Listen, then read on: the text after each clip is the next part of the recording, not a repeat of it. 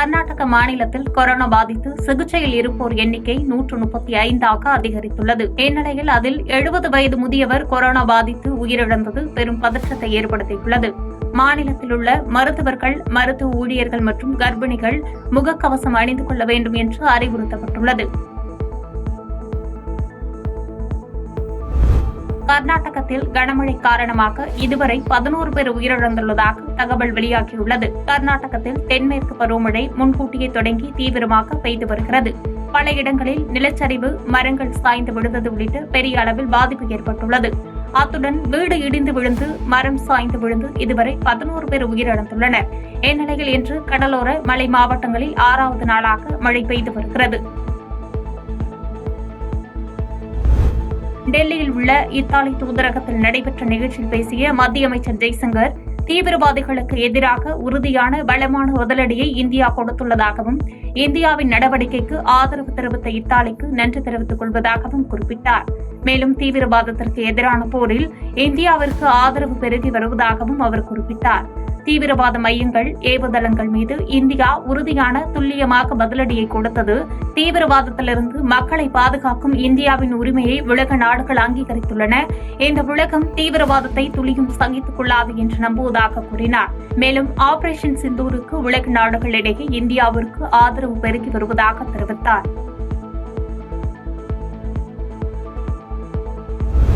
குடிசை பகுதிகளை அகற்றும் மாநில அரசின் நடவடிக்கையை கண்டித்து டெல்லி ஜந்தர் மந்தரில் குடிசை பகுதி மக்கள் ஆர்ப்பாட்டம் நடத்தினர். மேம்பாட்டு பணிகள் என்ற பெயரில் டெல்லி குடிசை பகுதிகள் அகற்றப்படுவதாக எதிர்ப்பு தெரிவித்து மார்க்சிஸ்ட் கம்யூனிஸ்ட் கட்சி சார்பில் டெல்லியில் உள்ள ஜந்தர் மந்தரில் ஆர்ப்பாட்டம் நடைபெற்றது. குடிசை பகுதிகள் என அறியப்படும் மதராசி கேம்ப், துவாரகா, ஜல்விகார், ஜம்புரா, இந்திரபுரி போன்ற பகுதிகளில் தமிழர்கள் அதிகம் வசித்து வருகின்றனர். இந்நிலையில் மாநில அரசின் இந்த நடவடிக்கையால் தங்களின் வாழ்வாதாரம் பாதிக்கும் சூழல் ஏற்பட்டுள்ளதாக ஆர்ப்பாட்டத்தில் ஈடுபட்ட மக்கள் தெரிவித்துள்ளனர்.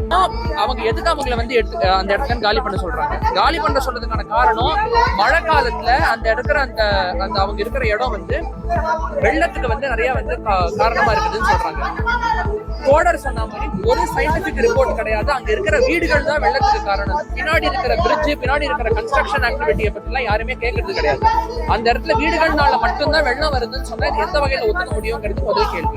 ரெண்டாவது கேள்வி, அப்படியே அவங்களை நீங்க இடம் மாத்துறீங்கன்னா 5 கிலோமீட்டர் சுத்து வட்டாரத்துக்குள்ளதான் இடம் மாத்தணுங்கிற உரிமை இருக்கா உங்களுக்கு? அதை பண்ண முடியலனால்தான் நீங்க வெள்ளம் எடுத்துட்டு போய் வைக்கணும். அவங்களுக்கு எங்க வீடு கொடுத்திருக்காங்க? 50 கிலோமீட்டர் தள்ளி நிறையலான்னு ஏரியால கொடுத்திருக்காங்க. ஜம்மு காஷ்மீரில் லஷ்கர்-இ-தொய்பாவுடன் தொடர்பில் இருந்த 2 பயங்கரவாதிகள் கைது செய்யப்பட்டுள்ளனர். பகல்காம் தாக்குதலுக்கு பின்னர் ஜம்மு காஷ்மீரில் பாதுகாப்பு படையினர் முன் எப்போதும் இல்லாத அளவுக்கு தீவிர கண்காணிப்பில் ஈடுபட்டு வருகின்றனர். இந்நிலையில் சோபியான் மாவட்டத்தில் அஸ்குச்சான் என்ற பகுதியில் நடைபெற்ற அதிரடி சோதனையில் லஷ்கர்-இ-தொய்பாவுடன் தொடர்பில் இருந்த பயங்கரவாதிகள் 2 கைது செய்யப்பட்டுள்ளனர். கைதானவர்களிடமிருந்து ஏராளமான துப்பாக்கிகள், குண்டுகள் உள்ளிட்டவை பறிமுதல் செய்யப்பட்டுள்ளது.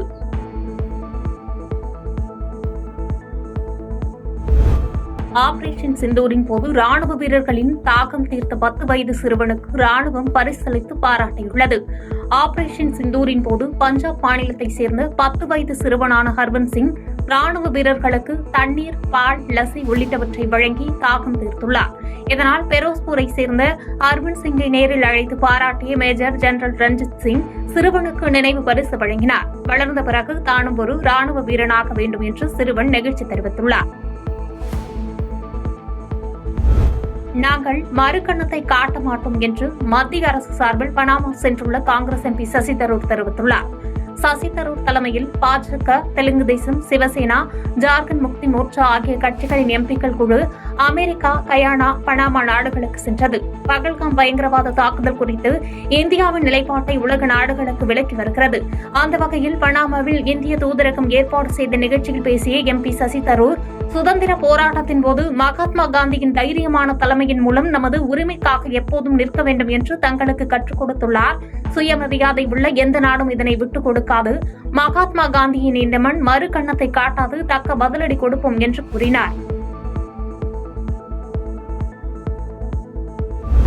பிரதமரை பாராட்டிய சொந்த கட்சி எம்பி சசி தரூர் மீது காங்கிரஸ் கடும் அதிருப்தியில் இருக்கும் சூழலில் அவருக்கு பாஜக ஆதரவளித்துள்ளது. ஆபரேஷன் சிந்தூர் குறித்து வெளிநாடுகளிடம் விவரிக்கும் குழுவில் காங்கிரஸ் எம்பி சசி தரூர் இடம்பெற்றுள்ளார். பனாமா சென்றுள்ள இவர் மத்திய அரசுக்கு ஆதரவாக பேசியுள்ளார். அண்மை காலமாக சசி தரூரின் பாஜக ஆதரவு பேச்சு காங்கிரஸ் மூத்த தலைவர்கள் மத்தியிலும் தலைமையிலும் அதிருப்தியை ஏற்படுத்தியுள்ளது. தொடர்ந்து காங்கிரஸ் தரப்பில் இருந்து சசி தரூருக்கு எதிராக விமர்சனங்கள் முன்வைக்கப்படும் சூழலில் அவருக்கு ஆதரவாக பாஜக ஆதரவு கரம் நீட்டியுள்ளது. டெல்லியில் அடுத்த 3 நாட்களுக்கு சூறைக்காற்றுடன் கனமழை பெய்யும் என்று இந்திய வானிலை ஆய்வு மையம் எச்சரிக்கை விடுத்துள்ளது. தென்மேற்கு பருவமழை முன்கூட்டியே தொடங்கிய நிலையில் கடந்த 24ஆம் தேதி முதல் மறுநாள் வரை டெல்லியில் கனமழை பெய்தது. டெல்லியில் அடுத்த 3 நாட்களுக்கு இடியுடன் கூடிய கனமழை பெய்யும் என்றும் மணிக்கு 70 கிலோமீட்டர் வேகத்தில் காற்று வீசும் என்றும் இந்திய வானிலை ஆய்வு மையம் கணித்துள்ளது. ஹரியானா, சண்டிகர் மற்றும் டெல்லியில் இடியுடன் கூடிய மழை பெய்யும் என்றும் மணிக்கு 70 கிலோமீட்டர் வேகத்தில் காற்று வீசக்கூடும் என்று தெரிவித்துள்ளது.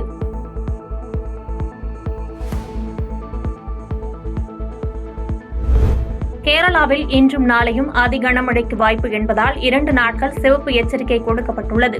கர்நாடகாவில் இன்று அதி கனமழைக்கு வாய்ப்பு என்பதால் சிவப்பு எச்சரிக்கை கொடுக்கப்பட்டுள்ளது. மேற்கு வங்க மாநிலத்தில் நாளை அதி கனமழைக்கான சிகப்பு எச்சரிக்கை கொடுக்கப்பட்டுள்ளது. ஒடிசா, மேற்கு வங்க மாநிலங்களில் இன்று மிக கனமழைக்கு வாய்ப்பு என்பதால் ஆரஞ்சு எச்சரிக்கை விடுத்து இந்திய வானிலை ஆய்வு மையம் தகவல் அளித்துள்ளது.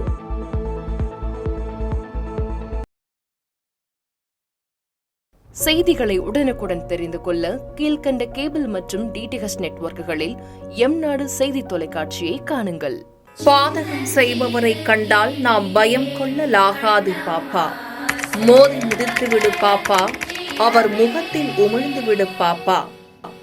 அண்மை செய்திகளை உடனுக்குடன் தெரிந்து கொள்ள இணைந்திருங்கள் எம்நாடு தொலைக்காட்சியுடன்.